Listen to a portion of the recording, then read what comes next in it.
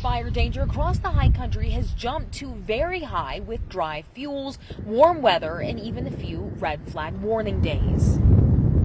So areas like Coconino National Forest in the city of Flagstaff are now bumped up to stage 2 fire restrictions.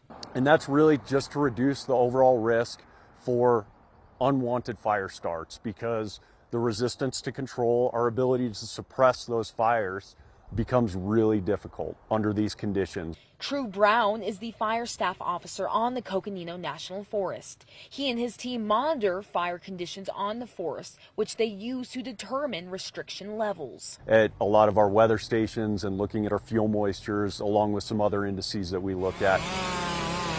This new stage of restrictions limits chainsaws and generator use to 8 p.m. to 9 a.m.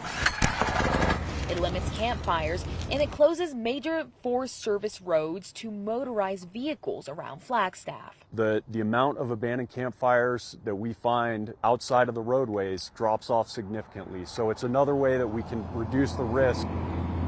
Brown says travelers can also unintentionally set fires on their way up to the high country by dragging chains or even simply by getting a flat tire if metal rims cause sparks on the pavement. Even just traveling, because all it takes is a moment's inattention and it can create a really problematic fire for us to deal with. Brown still wants people to come and enjoy the forest, but do it in a way that won't start a wildfire. Love Northern Arizona, want more folks to enjoy it, so encourage folks to come up, but just to recreate responsibly.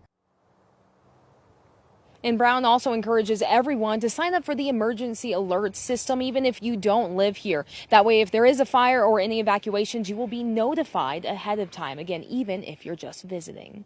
Live in Flagstaff, Mason Carroll for Arizona's Family.